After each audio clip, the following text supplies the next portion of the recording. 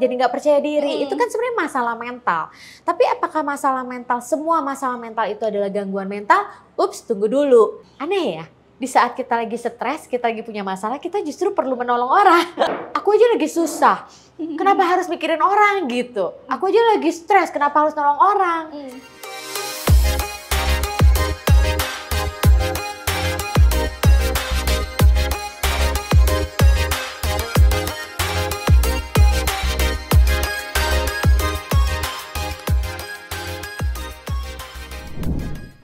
Halo Sobat Penabur di 15 kota, jumpa lagi di podcast Penabur Learning Center yang kali ini dibawakan oleh saya Indah dari BPK Penabur Cianjur dan juga saya Berton dari BPK Penabur Jakarta. Halo Bu Indah. Halo Pak Berton. Pak Berton, di podcast kita kali ini, akan ngebahas tentang apa sih Pak? Nah, podcast kali ini kita akan membahas tentang kesehatan mental Bu Indah. Wah, ini pasti menarik nih apa ya? Relevan dong ini. Iya, sangat relevan dengan kita. Relevan untuk kehidupan kita sehari-hari. Betul. Wah, kalau gitu kita mau ngangkat tema kesehatan mental, ini judulnya apa sih Pak? Topik kita mengenai overcoming challenge with strong mental health. Wah, ini mantep nih, mantep. Nah, untuk itu kita sudah mengundang narasumbernya, Bu. Siapa tuh Pak? Nah, narasumbernya sudah paham di bidangnya. Nah, beliau psikolog klinis anak remaja dan pendidikan. Wah, ini mantap nih pasti. Nah, untuk itu tanpa berlama-lama, yuk kita kenalan langsung dengan beliau. Mari kita sambut beliau, Ibu Hanli Mulyani. Halo, Halo Ibu Hanli. Halo Bu Indah. Hai Sobat Penabur. Halo. Bu Hanli, ngomong-ngomong soal kesehatan mental, Bu, saya pernah baca-baca artikel ya Bu ya. Katanya di Indonesia itu lebih dari 19 juta orang dewasa mengalami gangguan mental. Ya itu yang terdeteksi tuh ya Bu Indah ya. Yang terdeteksi nih. Ngomong-ngomong soal orang dewasa, artinya kita yang sudah bekerja juga karyawan, itu sudah bisa disebut dewasa ya Bu ya? Yep, betul. Nah, gimana sih Bu caranya kita tahu kalau di tempat kerja kita, itu kita tuh udah mulai ngerasa stres nih, aduh kita pusing.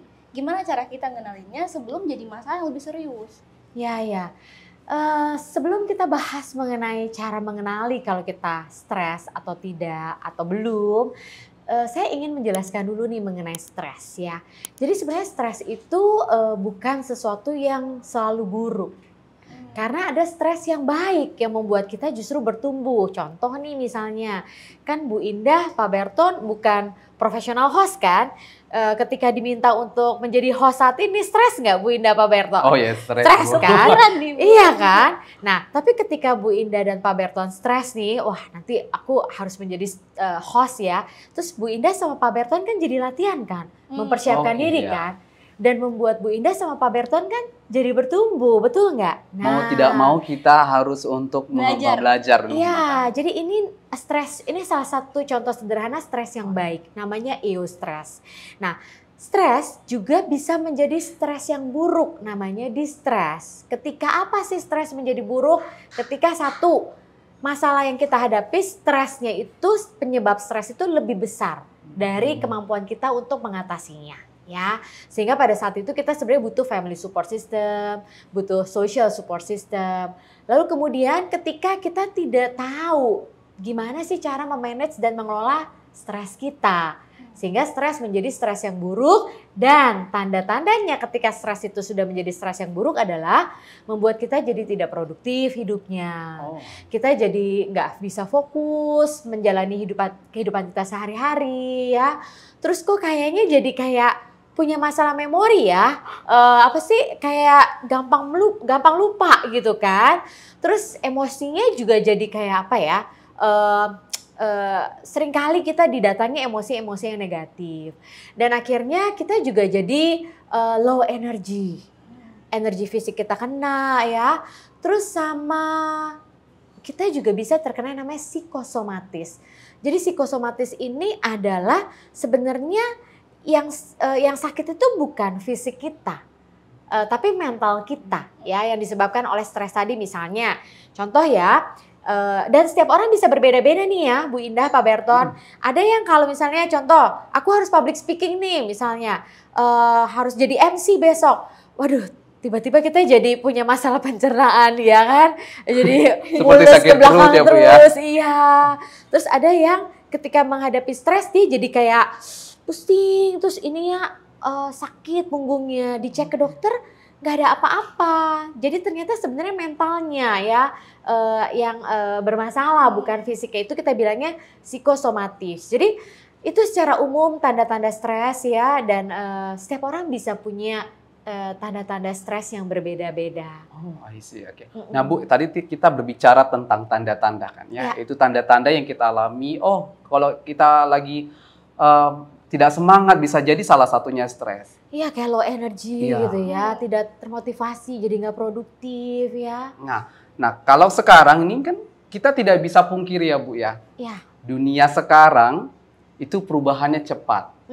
Selain itu tantangan tuntutannya juga besar dalam dunia pekerjaan, gitu kan?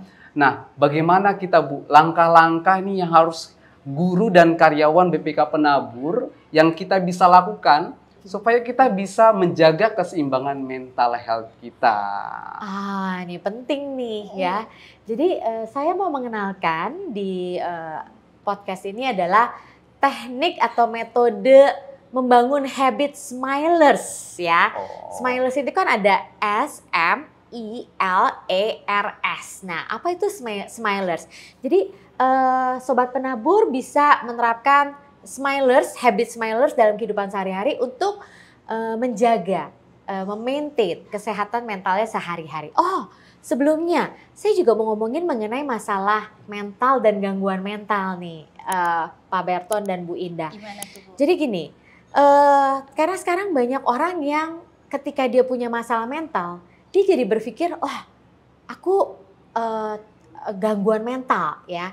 Jadi Sobat Penabur, setiap orang itu sebenarnya pasti pernah mengalami yang namanya masalah mental.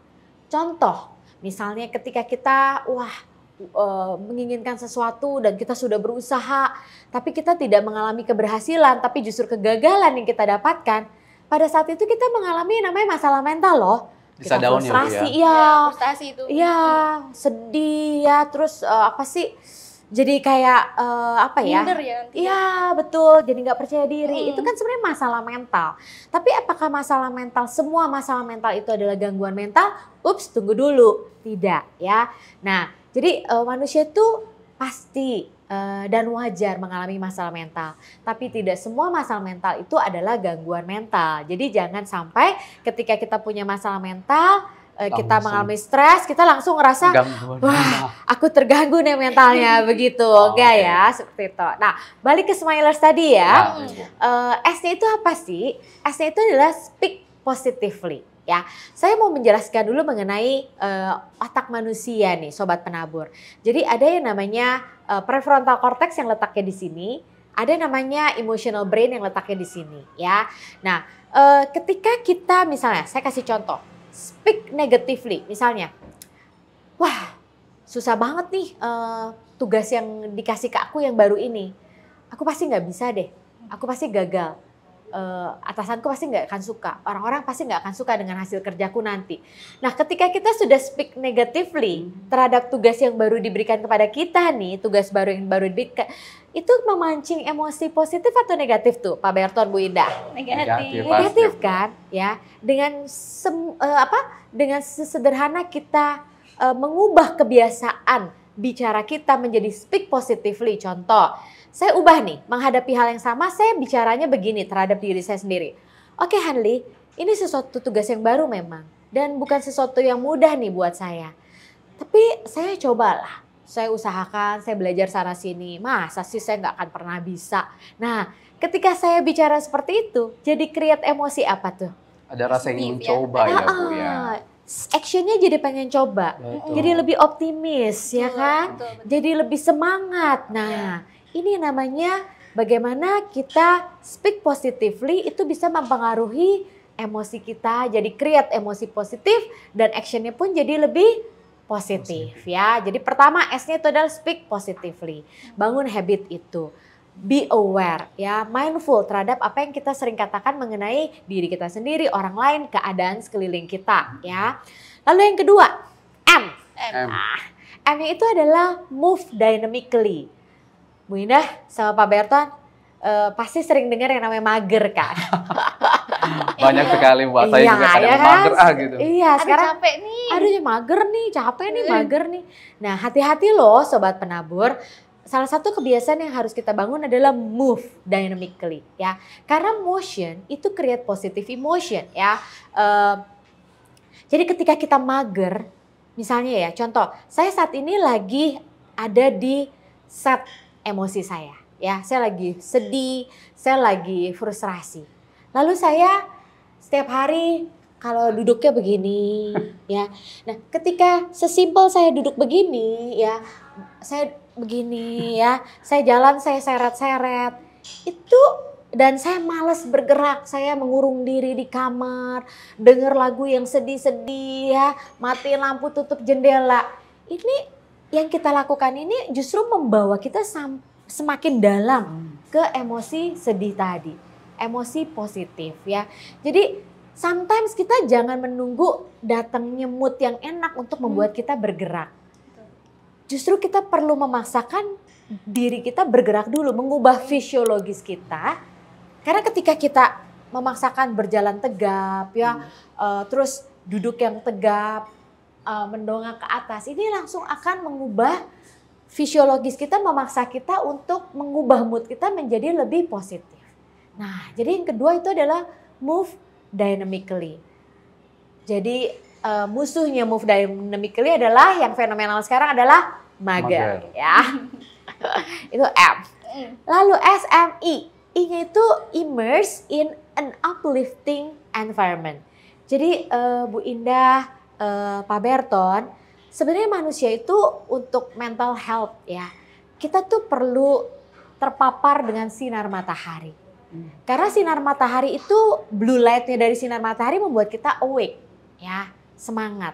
Makanya kalau pagi hari kan kita semangat. Kalau udah matahari terbenam kan kita secara natural jadi kayak ya. Nah, dan juga kita perlu terpapar fresh air. Karena alam itu, Tuhan itu luar biasa ya. Tuhan tuh menciptakan alam itu sebenarnya healer alami untuk manusia. Contoh nih Pak Berton, ketika hujan, kita keluar rumah, kita denger rintik air hujan ya, terus kita mencium udara dari air hujan, itu kan kita langsung kayaknya tenang ya gitu. kan. Ya, betul. Jadi jangan mager. Kita perlu terpapar sinar matahari, fresh air ya, dan alam punya caranya sendiri untuk membantu manusia lebih fresh. Untuk ke arah healing juga ya Bu ya. Betul, natural healer alam itu. Rintik-rintik hujan itu nenangin kadang. Terus kadang-kadang desiran pohon-pohon ya kan. Sesimpel itu, nggak harus sampai cari pantai, cari gunung, enggak kok ya. Nah itu SMI, kita udah sampai mana ya? I ya. Sekarang L. L itu adalah look positively. Jadi kadang-kadang kan kita tuh nggak bisa, ada sesuatu di dalam kehidupan kita yang kita nggak bisa kontrol ya. Pak Berton, Bu Indah, benar nggak ya? Contohnya misalnya ya, kemarin kan saya ke Pontianak. Terus kemudian ada sesuatu di bandara sehingga tidak memungkinkan pesawat yang siang dan ke sore itu bisa terbang. Nah, saya harus mendelay kepulangan saya ke Jakarta tuh sampai besok hari.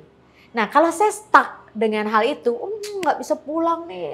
Kesel kan? Tapi pada saat itu saya juga bisa mengubah situasi nggak bisa kan? Jadi ada sesuatu di dalam kehidupan yang Tuhan izinkan di luar kendali kita, tapi kita memang nggak bisa ubah. Tapi percayalah, Tuhan itu pasti punya rencana. Jadi look positively adalah bagaimana kita bisa mencari makna dari setiap kejadian yang diizinkan Tuhan terjadi dalam kehidupan kita. So, ketika kemarin itu terjadi pada saya berpikir begini, look positively. Oke, mungkin Tuhan ingin menghindari saya dari sesuatu ketika saya harus pulang hari itu sore hari.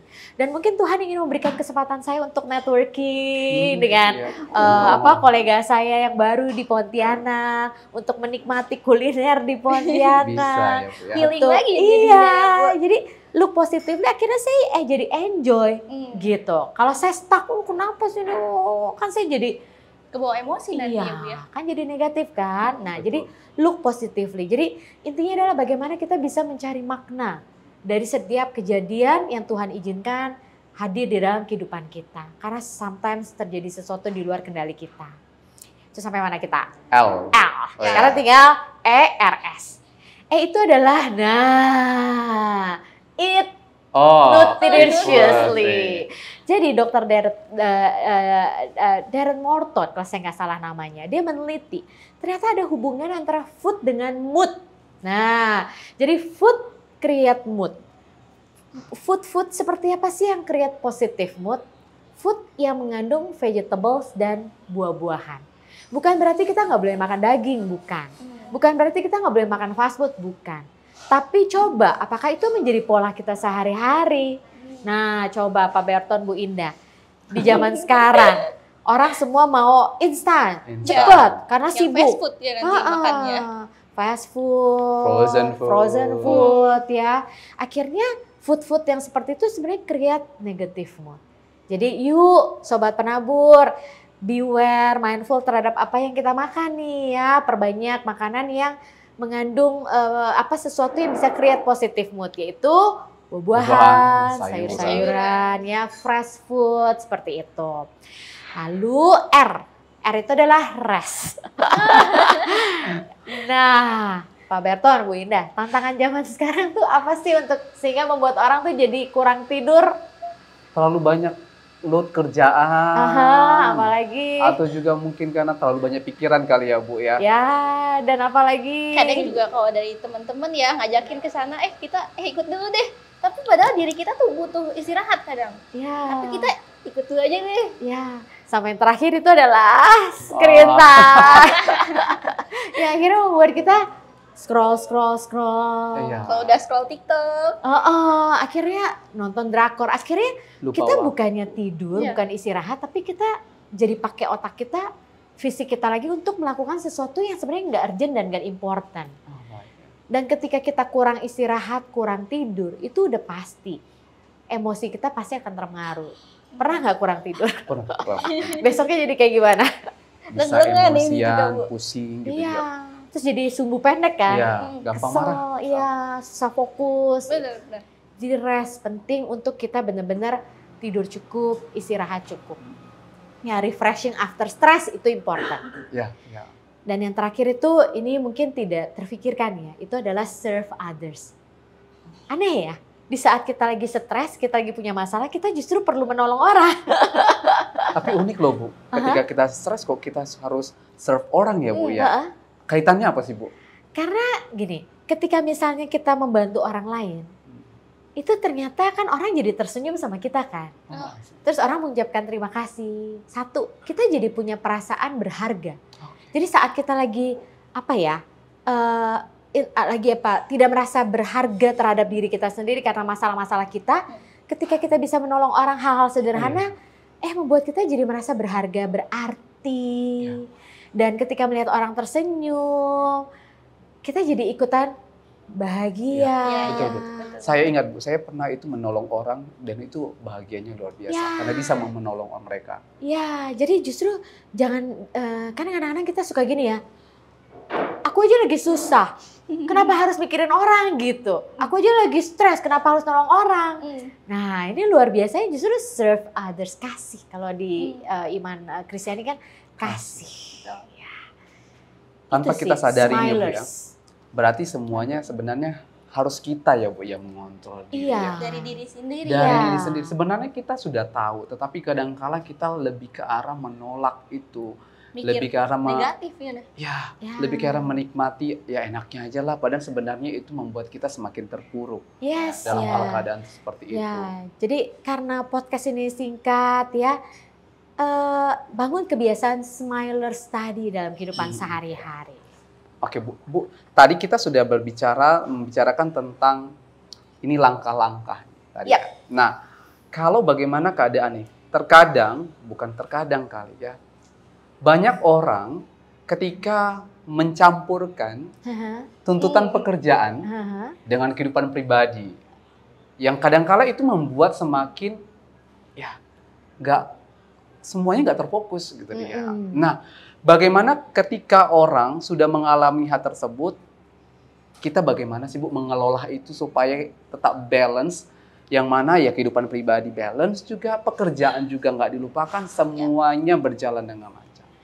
Iya, ini sebenarnya keterampilannya namanya self-regulation atau mengelola diri sendiri. Apa saja sih yang dikelola? Mengelola pikiran, mengelola perasaan, emosi, dan mengelola tindakan. Intinya kita tuh pertama perlu bisa mindful. Mindful itu apa ya? Fokus menyadari apa yang kita lakukan di sini saat ini.